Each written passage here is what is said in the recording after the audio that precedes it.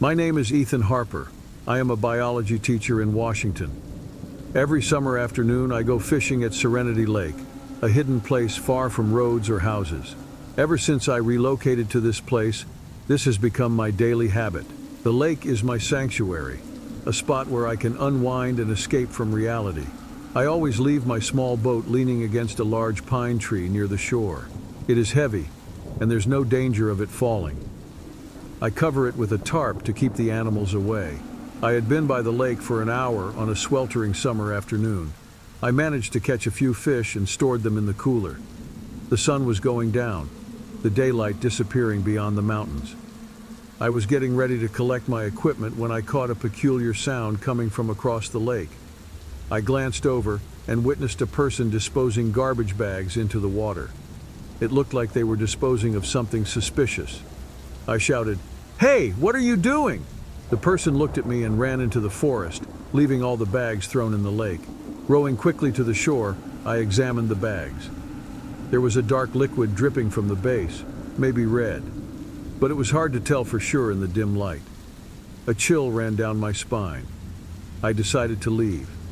Despite my love for nature, I knew I needed to report the incident.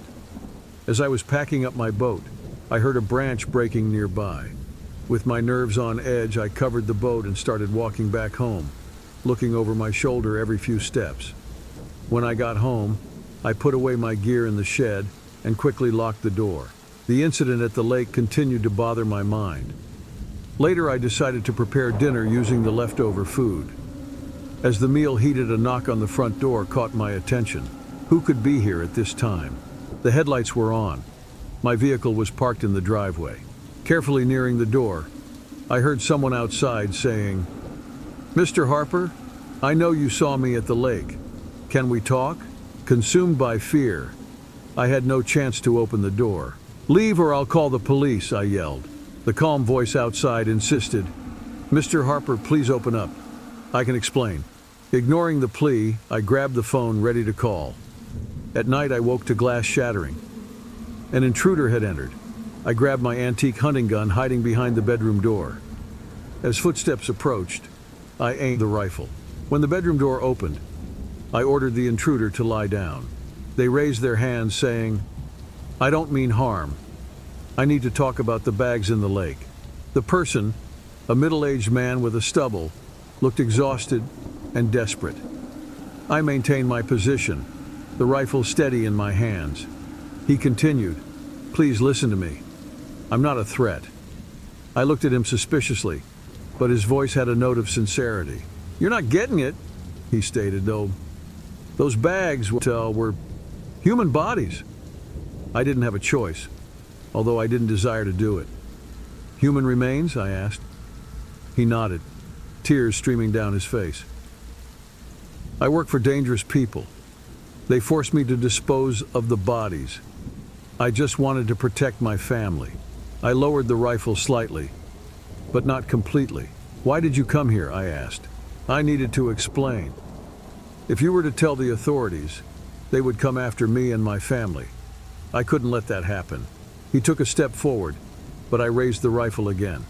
"Stay where you are," I shouted. "Please, Mr. Harper. I just want to protect my family.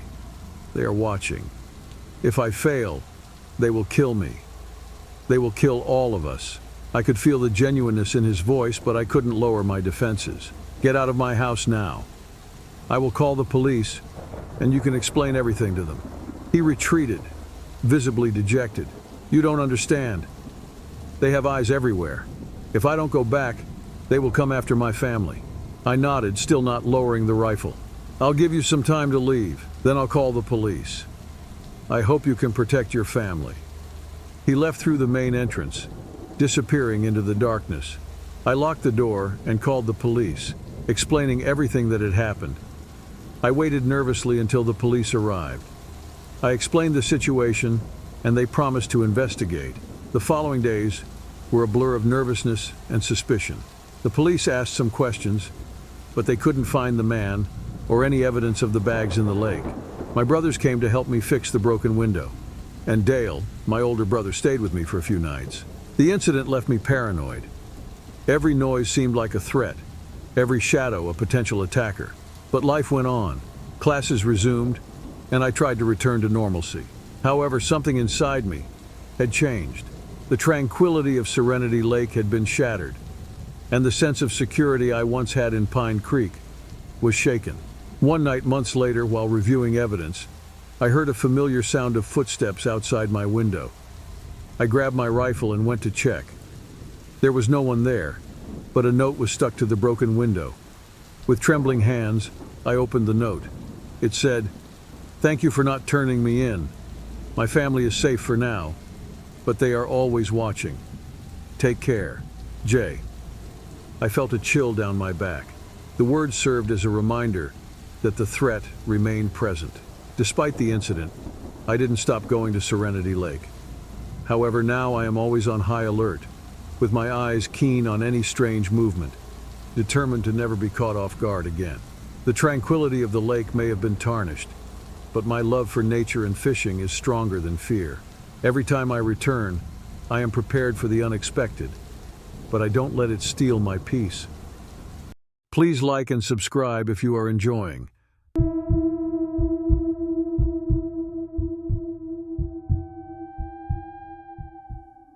Fishing has captivated me since I was a child. Today, at the age of 62, I discover calm and isolation through fishing, something difficult to do in the rush of younger days. My children have already gone their separate ways, and the house in Springfield, Massachusetts, has grown too silent. Therefore, my daily schedule involves fishing in various lakes around the area. In November, Cedar Lake was shrouded in a thick fog on a chilly morning. I chose to venture into an isolated region rarely frequented by fellow anglers. I arrived at the lake while it was still dark, untied my small boat from the car, and rowed to the center, hoping for the sun to appear. The atmosphere was serene, with a light breeze cutting through the cold air. I was after a trout and prepared my fishing rod with a special bait that always worked well. The tranquility was interrupted when I noticed something unusual on the opposite shore. Two men dressed in black were messing with something that looked like a toolbox. I took my binoculars and saw that they were installing some kind of electronic device in the water. My heart began to beat faster. What could they be doing?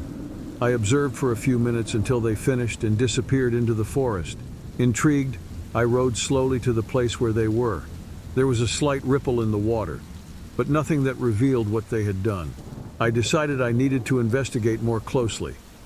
I returned to the shore, grabbed my diving equipment that I always bring for emergencies, and went back to the location. I submerged, and after a few minutes of searching, I found a small submerged device attached to a rock. It looked like some kind of sensor. Carefully, I brought it to the surface. When I got home, I examined the device. It was a monitoring sensor with a small camera. Suspicious, I decided to hand the device over to the local police. The officer who attended me, Johnson, promised to investigate but seemed more curious than concerned. Several days went by with no updates. One evening, I suddenly heard odd sounds coming from my backyard. I glanced through the window and noticed a fast-moving silhouette. I felt my heart beating fast. I took my phone and dialed the police. They arrived fast, only to discover nothing but footprints in the mud. In the days that followed, I discovered I was being pursued. At various times, a dark vehicle would randomly park near my house. My strolls through the area became filled with tension, constantly checking behind me.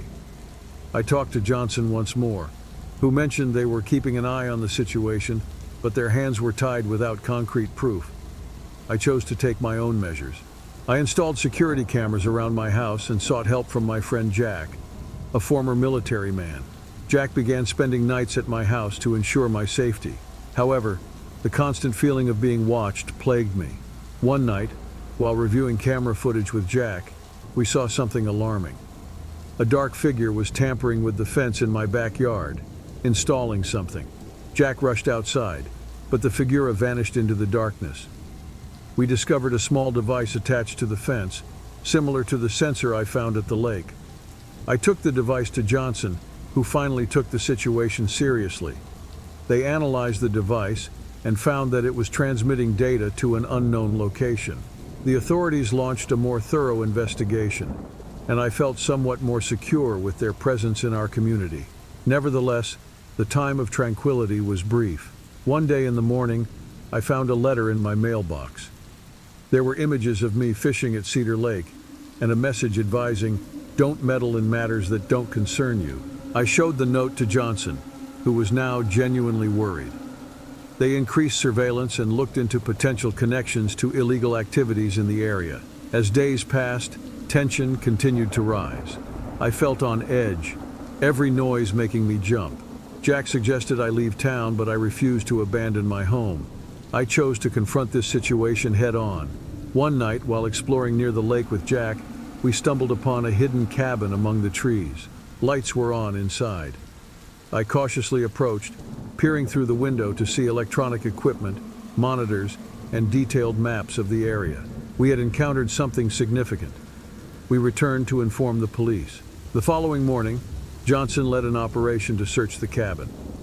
They discovered advanced surveillance equipment and records of monitoring several individuals in the region, including myself. It seemed that the men in black were part of an industrial espionage network, using the lake as a surveillance point. Arrests were made, yet some managed to escape. The police continued to pursue them. My life never returned to normal. The sensation of being watched never fully departed. Despite identifying the culprits, there were no assurances that others wouldn't come for me. Nowadays, I fish with a vigilant eye around me. Cedar Lake, once a sanctuary, now serves as a constant reminder of dangers and unseen threats. Whispering Pines will forever be altered.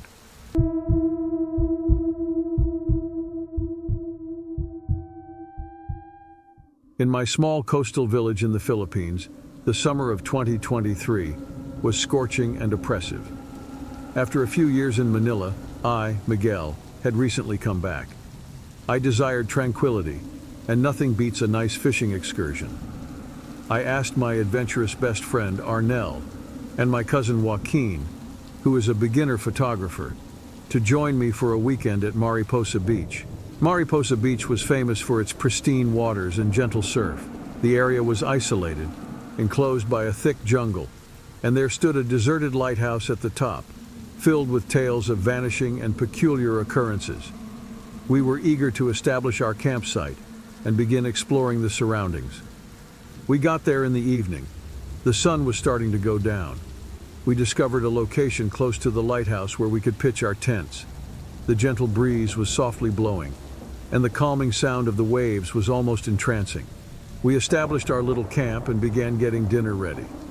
While cooking, Arnel shared stories about his previous experiences, causing us to laugh and divert our attention from the beach rumors.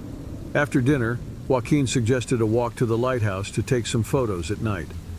Reluctantly, I agreed, and we followed the narrow trail. The lighthouse was an imposing structure, even in ruins. The walls were covered in moss, and the windows were broken. We took some photos, laughed, and decided to head back to the camp. When we returned, the silence was unsettling. We played some music on Joaquin's speaker, trying to dispel the discomfort. The full moon illuminated the beach, creating an almost surreal scene. We were chatting when Arnel suddenly looked up, tense. "Did you guys hear that?" he asked. Joaquin and I exchanged skeptical looks. Suddenly, a distant scream cut through the air. Arnel insisted that someone needed help, but Joaquin and I thought it was just the wind. We ignored it and continued our night. However, shortly after, we saw a shadow approaching slowly. It was an elderly man, in simple clothes and with a vacant look. He approached us, asking strange, disjointed questions. His behavior made us uneasy, but we tried to keep calm. After the encounter, we tried to return to our peaceful night, but the atmosphere was tense. We decided to sleep early, but sleep did not come easily. Around midnight, my car alarm went off. We ran over there and found the windows shattered. Panic took hold of us. We called the local police, who told us to hide until backup arrived. We went back into the forest and hid among the trees, our hearts pounding. The darkness felt oppressive, and every sound was amplified by fear. Finally, the police sirens broke the silence. They found us and escorted us back to the camp. The police examined the area and found signs that the mysterious man might be connected to the lighthouse and the disappearances. We retrieved our belongings, but were warned not to return to Mariposa Beach. The next morning, we left. The return journey was silent, with each of us absorbed in our own reflections. The following days were dark. I gave up fishing, something I deeply loved. Arnell and Joaquin were also shaken, swearing never to return to that beach. The stories of disappearances and strange events at Mariposa Beach continued to circulate among the residents, but we preferred not to talk about our experience anymore. Time passed, but the incident never left our minds. Sometimes when the wind blew in a certain way, or when the full moon lit up the night, I found myself reliving those moments. The feeling of being watched, of something always lurking, never left me. The abandoned lighthouse and the beach continued to exist, a constant reminder that not all mysteries need to be unraveled. Why was the old man there? What did he want from us? These questions never found an answer. Life went on, but the shadow of that night remained. I never returned to Mariposa Beach, and I suspect my friends didn't either. That place, with its ruined lighthouse and sinister stories, was left behind, but the mark it left on us never completely disappeared. The days we spent in Manila felt like a distant memory when we recalled our experiences from that night. The bustling city was very different from the peaceful serenity of Mariposa Beach. However, at times during the stillness of the city and the arrival of night, I could almost perceive the noise of the waves and sense the existence of the lighthouse, a constant memory of the fear we experienced. The deserted lighthouse, with its impressive design and shattered windows, haunted my dreams without fail. The old man's vacant expression and disconnected questions lingered in my mind. It felt like that location had imprinted a mark on our spirits, serving as a warning that the unfamiliar can be scarier than our worst fears. Mariposa Beach continued to be an enigma. Other fishermen shared tales of unusual experiences, but none were as unsettling as our own. The local police, being informed of the rumors, monitored the area carefully, yet the true cause of events remained a mystery. Maybe we will never reveal the truth. Maybe the lighthouse's mysteries would never be uncovered and would stay hidden in the sands of Mariposa Beach forever. However, the truth was no longer important to us. The memory of that night, the fear and sense of helplessness we experienced, was what was important. It transformed us forever, teaching us that at times it's ideal to keep certain places and mysteries hidden beyond human curiosity. Thanks for watching until the end. Subscribe and like so you don't miss any videos.